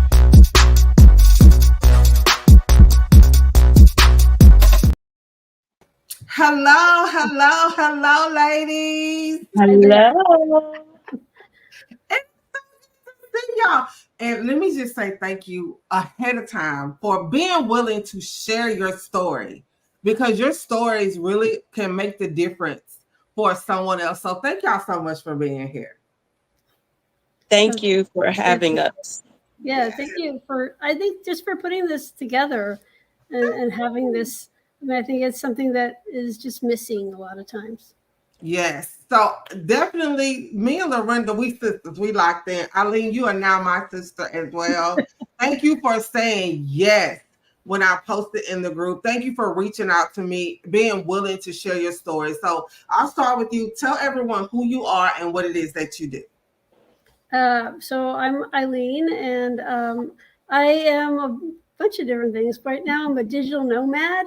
I have a business called BizTech Ninja, and where I help entrepreneurs with all their business tech and digital marketing online, all that techie stuff people try to avoid. That's my favorite thing. So that's what I do, and I happen to be somewhere outside of Portland, Oregon. Kind of close, but not quite there. So thank you so much again for saying yes. And people need the biz tech stuff. So trust me. Yes, definitely want to connect you with some people. Lorinda, good to see your beautiful face back here again. Hello, and thank you for having me. I'm excited about this. I've learned so much throughout the night. I was sitting there being quiet and just soaking it all in because there's a lot of great information that I wish I would have had about 26 years ago. Yes. So tell everyone who you are and what it is that you do. I am Lorinda Andujar, but you can call me Lala. I am the CEO and founder of Heal the City, Inc. and She Blinked LLC. I'm an author. I am a certified John Maxwell and coach, but the passion that I am a certified grief recovery specialist because, like the National Institute says, we are a nation of grievers. And so I'm really excited about this panel tonight and what we're going to learn together. Yes, thank you both again for saying yes. We know that this topic is very taboo across all cultures. It doesn't matter where you're from, whatever. It is definitely taboo across all cultures. And so I really appreciate you all bringing light to it. The first question is if you feel comfortable and how much you feel comfortable. Eileen, I'll start with you. Please share like what's your experience as it relates to survival and hope? So it's quite the story. So my husband died by suicide 7 years ago, and it will just say it was a very, very ugly story. It was much more than suicide. It was a lot of betrayal, a lot of lies, and the thing is that it wasn't. People didn't see it as just being about me. As interesting as they saw it about it being about them and how he had betrayed them and how dare he do that. And a lot of people didn't even look at me and realize, well, wait, maybe she's hurting a little more than I am. But that wasn't the case. I had a lot of people who felt like they personally had it was against them. It was something personal to them, and instead of support, I got silence from a lot of those people, right? So yeah, this is what I felt at that time. I had people who said they didn't believe it and that clearly it's a lie and he didn't really do that, and something else happened. And right, the stories, the things that people came up in their minds to say to me were just unbelievable, honestly.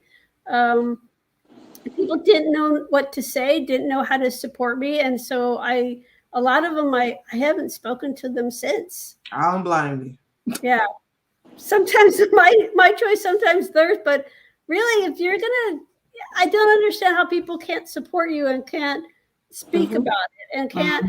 It's yeah, I've said before here, it's very taboo, and so people want to not believe it. Yeah. Oh my gosh. First, let me say, I am very sorry to hear about your husband.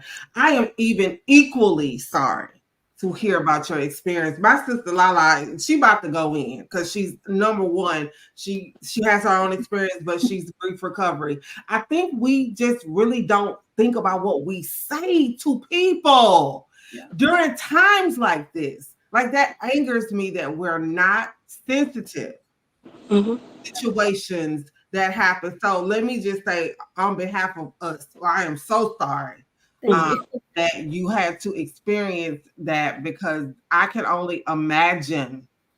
Now I've lost my husband, but now I got idiots around me talking crazy. So I thank you for sharing, Eileen. Lala.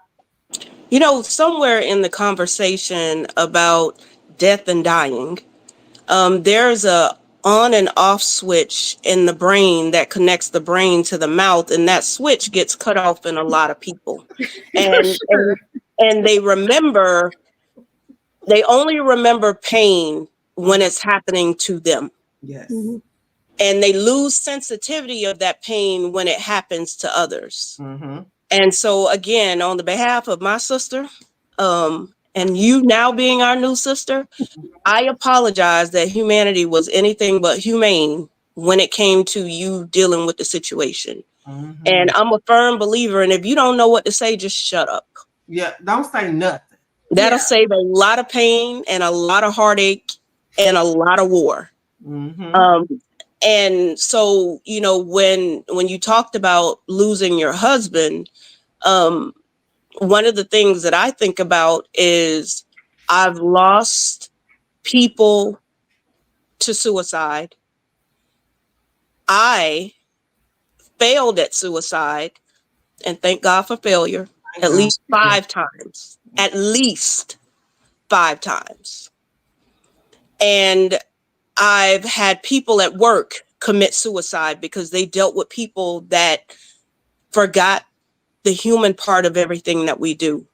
And as a society, We have social media that highlights different things, and I put on social media today. Comparison was a thief of joy. Mm-hmm. And so many times we compare so many things, but in the time that you don't want to hear comparison, if there's any time that you never want to hear comparison, is when someone who has lost their life by suicide. Yes. Someone who has figured out death was better than dealing with whatever they were dealing with. Right. And the persons left there to grieve now have to listen to the injury and be injured by the minimization of their pain because someone doesn't know the right thing to say.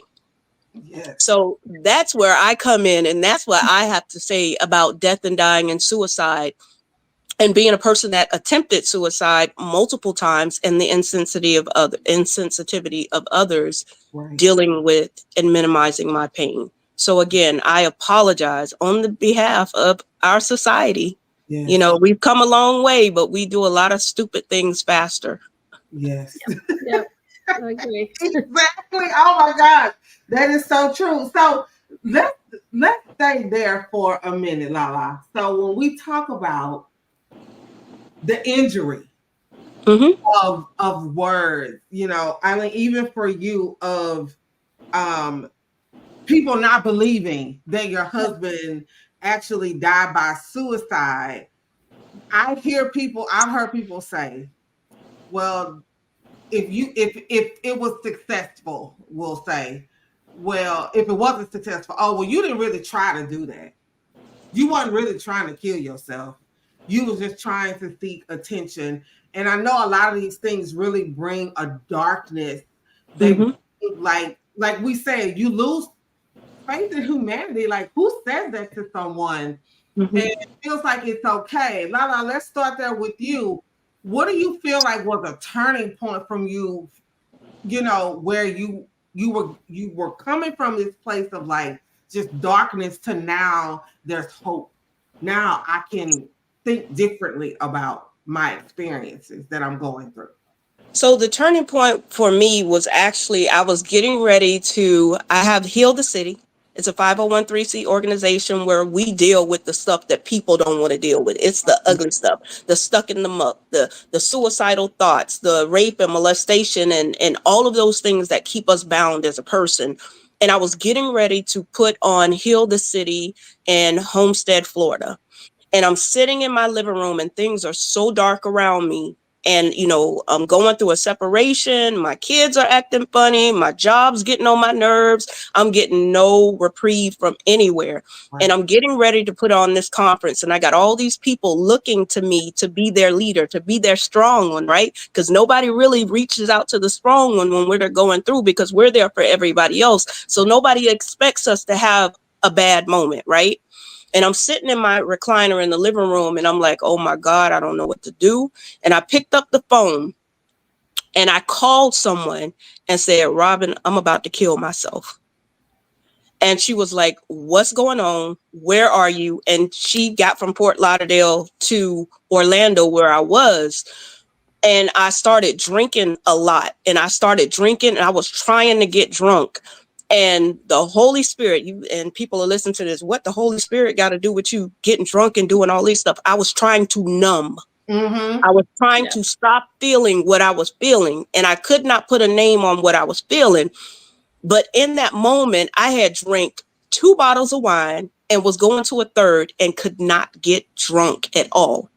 And I heard the Holy Spirit say to me, you're going to feel this. I need you to feel this because that's the only way that you're going to heal. And for a person trying to numb, not to feel something, to not be able to get drunk, to numb the thing that she was trying to run from, that was the turning point for me, because I'm feeling this for something. And so in that, I started getting hope that not in that specific moment, but in the moments that trickled after, I'm here for a reason. Right. I need to have these conversations with somebody else because somebody's feeling like I'm feeling. And in those moments when people go to commit suicide, you think that you're the only one. As irrational as that may seem to others, you're feeling like I'm the only one, and nobody's feeling this pain like I'm feeling this pain. Nobody's seeing me. Nobody's supporting me. Nobody's there for me. And it may sound selfish, but to die, like I said, felt better than living, Yes. no matter what hope was there. But Mhm. in those moments, I started thinking, okay, why am I feeling this way? What is triggering me? Who am I around? What's going on? I don't want anybody else to feel like I'm feeling. So I took one day at a time, 1 second at a time, and I started thinking about the things that I have accomplished, the things that I did get through. Why am I here? What is this pain supposed to push me towards? And that started turning me to hope. Now, that wasn't the first time that I tried to commit suicide, but that would be the last time that I attempted to commit suicide, because I started to understand there's a purpose for my pain. There's a reason that I'm being here. And if I can help one person not feel the way that I feel today, that is my goal. Yes. And that's what turned my pain into hope. That's what turned my pain into a mission. And that's what low key started the organizations, the turn in the way that I dealt with my organizations and I dealt with people. So that was kind of the turning point for me. If there was ever one way to take a bridge to hope, it was in my darkest, deepest moment, that when I could not get numb anymore, I realized it's time for a change. Right. Because that inability to get numb, I started finding my strength. Right. Oh my gosh. That I got chill bumps. Like, that is just, thank you for sharing that. And I totally, can relate to having those type moments, myself. Eileen, for you, as someone who is a survivor from someone who died by suicide, what was kind of like the turning point for you?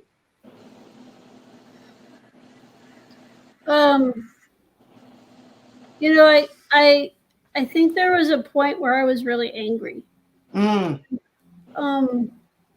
was angry at everybody, the whole world. Didn't matter what you did. Right. Literally, I would be driving and I realized that I was driving just irrationally because I was so angry at everybody and everything, and I would pull over and stop because I didn't realize it until all of a sudden I'm like, wow, I'm just so angry at everybody that I'm gonna hurt somebody. Yeah. I would yell at people for no reason. I was just like, and it was hurting me. Mm-hmm. And I didn't know what to do with that anger. People around me didn't really want to talk about it all. It's a hard thing to talk about. And they would say, you have a right to be angry. And I'm like, thank you. That might be, but being angry 24/7, it doesn't feel very good. Right. It just doesn't feel good. And I didn't like it. And I said, I need to find a way out of this. And I went searching for solutions. I talked to lots of different people. I had therapists, I had counselors, I had coaches. I went to lots of different people and talked to different people to understand it better, to understand what was driving this anger. And it really was an anger at that I don't know why. I don't know what happened, really. I don't know all the details. And I wanted to know why he couldn't talk to me. And I wanted to know answers to questions that I'm never going to have the answers to. Mm-hmm. And I was angry about that. And so I had to say, I had to find forgiveness. Mm-hmm. It's not the same thing as saying that what he did was right, that all the things he did was right. I'm not saying that at all. I just had to have a feeling of understanding. And that's how I felt I could give forgiveness, is to say, you did what you did for your own reasons. Mm-hmm. And some of that forgiveness was for me, to be honest. Yeah. That I had been trying. I had known there was a problem. I knew there was a problem for a while. And he wouldn't talk to me. So I sent 2 friends to talk to him. Mm-hmm. And to try to see what we could do to support him. And so I did what I could do, and yet I felt like I was angry at myself that maybe I could have done more. And I had to forgive myself and say, you could only do what you could do. Right. You know, and his inability to respond wasn't my fault. Right. Right. That was really hard. That Yeah. was really, really hard. Yeah. I'll say sometimes I still have to forgive myself. Yeah. Right? It isn't like it goes away forever. I still feel angry sometimes, and I still feel like could I have done something? Did I not miss something? Right. And then I remember, oh yes, I promised myself I was going to forgive myself. Yep. I'm not going down that road anymore. Exactly. And not going down that road opened up all kinds of new roads, much better ones. Yes. That's all I would do is just be in that place all the time. I couldn't sleep. I didn't eat well. I was living a very, very poor life, feeling like that all the time. Right. Yeah. Oh my gosh. Thank you for both of you, but thank you for sharing that. I don't think people, and you know, Lala, we talked about grief just a couple of weeks ago. Yeah. Like, grief is one of the most horrific. It's reoccurring. Yes, And it does. people don't get it, that we sometimes have to work on forgiveness. I have a post that's on my page. I talked about it at my last summit that has went viral, where this lady said she had to forgive her husband for dying on her. And people didn't understand. I have so many little ugly comments on that, Eileen and Lala, that is unreal. Well, why would you why were you mad at him? That's crazy to have to forgive a dead person. And like you said, just shut up if you don't know what to say. But I don't think people understand the inner workings of that. Yeah. The inner workings of saying, I have to forgive myself because I feel like there was more that I could have done. Could I have asked him more questions? Could I have made her sit down and do like all those things? But also, even when you are a survivor of an attempt, you have to forgive yourself because Exactly. you know, you're like, I did this. I did this. You know, so I really appreciate you both sharing, you know, like what was the turning point for you all. Now, Eileen, let me start with you on this. How has your experience really shaped like your perspective on just life and your mental health today? I think it's given me a lot more awareness. I don't think that was something that I thought a lot about before, right? And I have a much more awareness. I'm thinking about it. I'm thinking, oh, today, maybe I'm not feeling that great when I wake up, and maybe I need to be a little kinder to myself. And just recognizing that versus my usual, which was to just keep on going, you know, until I would fall over, which I'm kind of known for. I would just be that person who would just keep on going and going and seem like nothing affected me. And I kind of let people in a little more than I used to. I'm pretty introverted, and you know, I don't really get. I've changed that part. I've recognized that maybe I need more support, and that I've learned a little bit better about how to support others. Yes. You know, it's a wake up call that that your life has changed so much. I sometimes I feel like I'm a different person. Ways, you know, things that used to be important are not so important. Right? And other things that I didn't even know about have suddenly become important. Yes. It's changed a lot of things from my perspective on my life.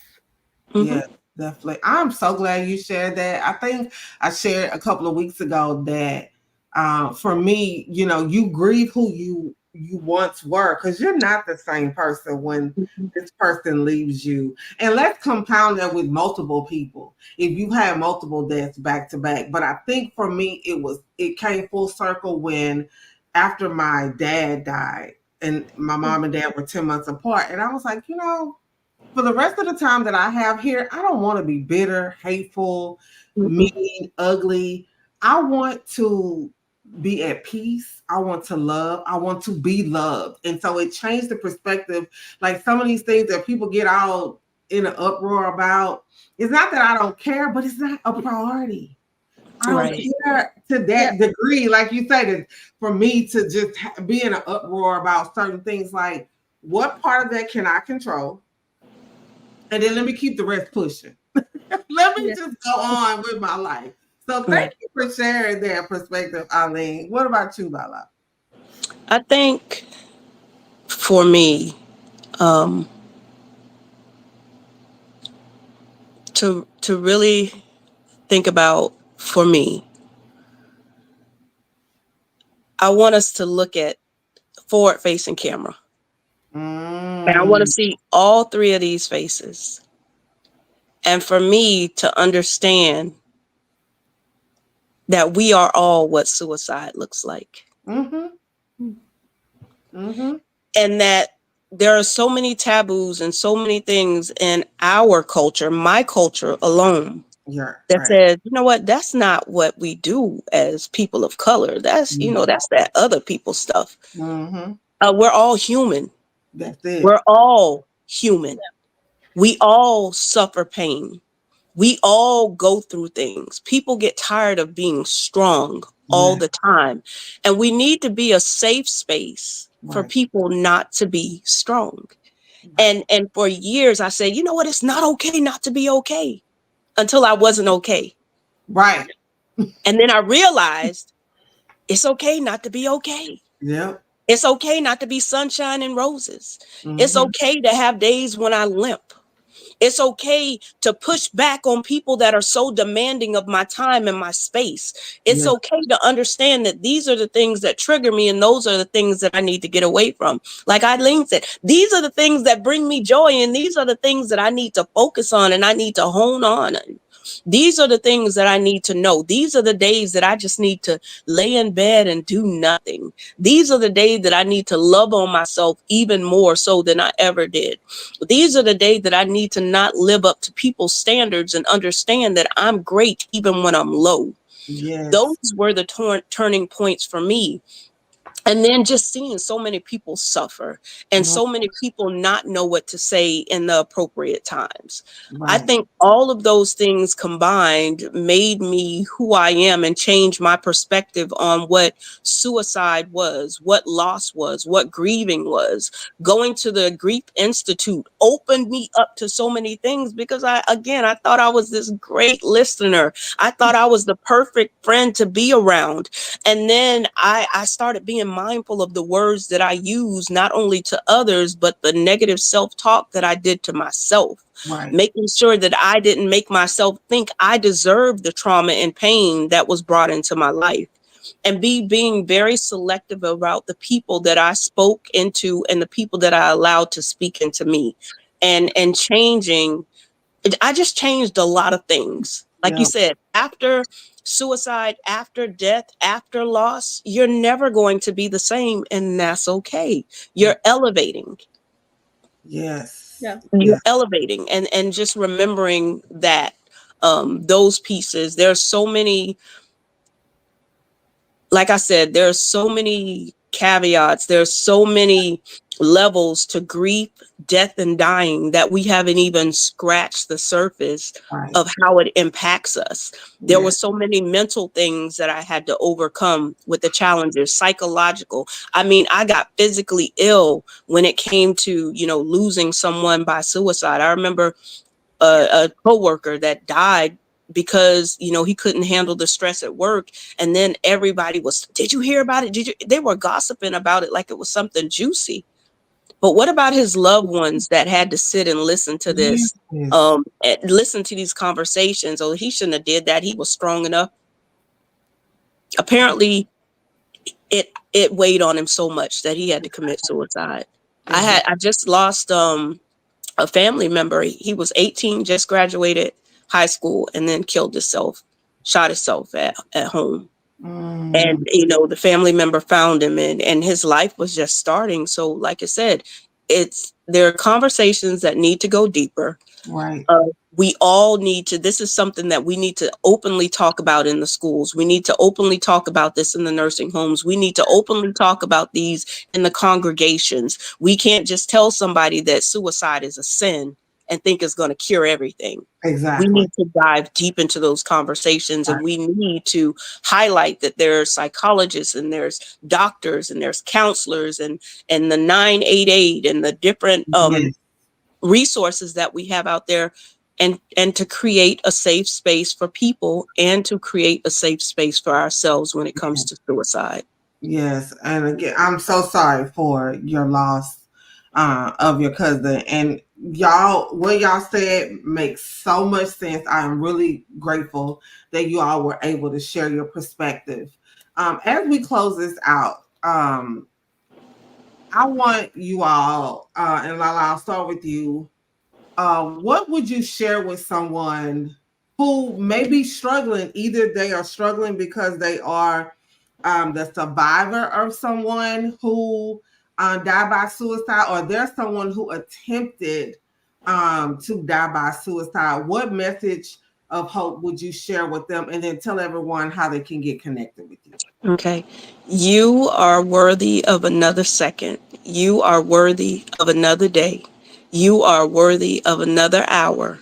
And as dark as you may think it is, there is light at the end of the tunnel. You are looking at, you know, a person that has survived it, a person that has watched somebody to lose someone by it. But no matter what anybody tells you, no matter how worthless you feel that you are, and your feelings are valid in everything that you think that is going on. Mm-hmm. But you never throw a but in someone's face. But you are so worthy of so much more than you see right in front of you.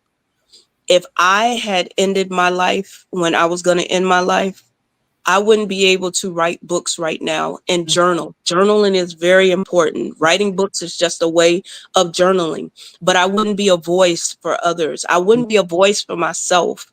I Right. wouldn't be able to see the beauty that comes out of this. There's so many beautiful things that develop in the dark. And I want you to think about a piece of film.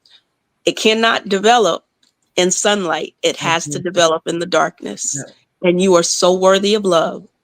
Please reach out to someone, find you a trusted advisor who can speak life into you, because you are worthy of it.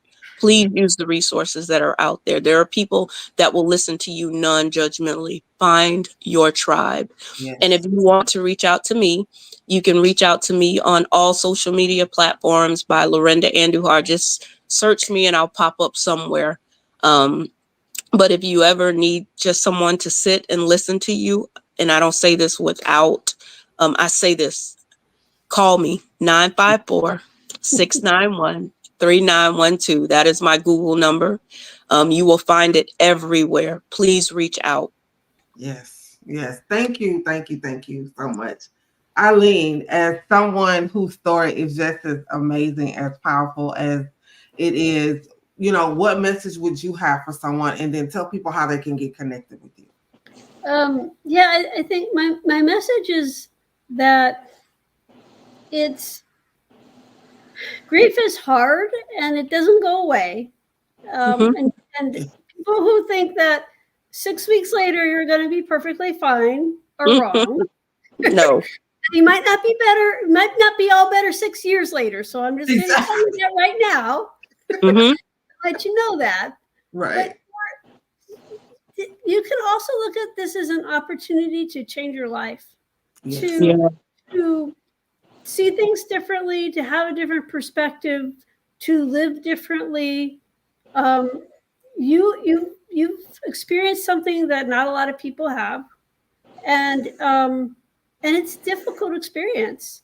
But now you have this perspective that you never had before, and that makes you different. That makes you a different person than you were the day before, and you can use that in a lot of different ways. And I think that's the thing is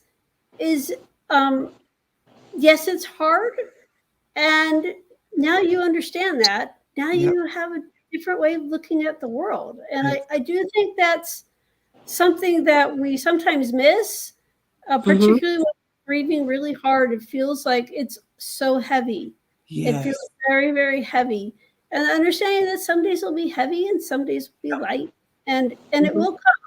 It will. It doesn't feel like it at first. Right. It really, really doesn't. And I think it's that's why I wanted to come here and speak to people, because I know, and I didn't talk about my story much at all. It's a really crazy story,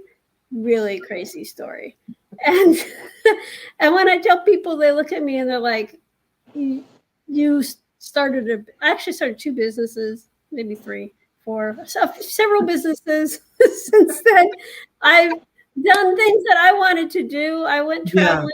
This is my 2nd time around being a digital nomad. I've gone and done things that I had wanted to do for a long time, Yes. and in my own way. And I think that's perspective I would give is, if you're grieving, it can also be a way for you to say, you know what, there's something I've always wanted to do. Yes. Do it. Yep. Your life changed. Well, change it. Mm-hmm. Right? Change it the way you want it to be. Right. And that's an opportunity that's how I see it, and that's how I'm living my life right now. Yes. It's not perfect. It's not any more perfect than anybody else's. Right. It's just my way of doing it, right? Exactly. And you can reach out to me. I'm pretty much all over because of my business. You can find me on Facebook and Instagram and YouTube. BizTech Ninja. I have a website as well. And just feel free you can always message me. I do answer. I do answer messages. I think there's probably my email's out there. My phone number is probably out there. At least the scammers have all found it. So it's somewhere else. Right? Lord, the scammers don't stop. At all. They find me every single day. So if they can find me, you can find me. That's exactly. Yeah. But yeah, I say live your life. Yes. Yeah, I think that's what this comes down to. Is it doesn't feel like that at first. Right. I think it's a very heavy feeling, but it's also an opportunity to create a different life. Yes. Absolutely. Definitely. Yeah. Thank you both for sharing that. Oh my gosh. It's just hope, like, to see that you can live life beyond this. And I know one thing I've learned, that grief reminds me of my mortality. And so in the remembrance that I'm mortal, I got to do what the hell I say I'm going to do. I need to go ahead and get it done, because I don't know what time, I don't know what day. Like, we never know. So we have to use the time that we have. So thank you both so much for saying yes, but also just sharing your stories with us. It was a pleasure being here, and it's a pleasure to meet you now, my new sister over here, and keep fighting, fighting. Yes, definitely. Thank you for inviting me. I'm just really happy to see something like this. I think it's something we just don't see a lot of, and I am very happy to have been here and be able to be a part of it. Thank you so much. And this won't stop. You stuck with me, Eileen. Unfortunately for you, you stuck with me. We're going to figure out some other stuff we're going to do together, even if we have a bigger summit about suicide awareness and prevention. But thank you both for saying yes. I appreciate y'all.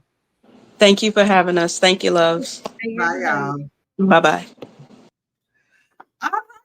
Day 1 in the books. This was so amazing. Oh my gosh. I am so just grateful to my speakers who really, really gave y'all some really, really great information. And so before we get out of here, I definitely do not want you all to miss the resource that Sharon talked about. And it is 988. If you are feeling anything, if you need to talk, you can actually talk with them, like call, you can text, You can even go to 988lifeline.org and chat. And I was just told that they added ASA to the programming. So I'm just excited about all the things that we have out here available. So definitely take advantage of them. So thank you all so much. I will see you all back here tomorrow night starting at 6 o'clock, where we're going to talk about youth suicide, workplace suicide, and then we also have someone sharing a story about having chronic suicidal ideation. So thank y'all so much for attending tonight. I will see y'all back here tomorrow.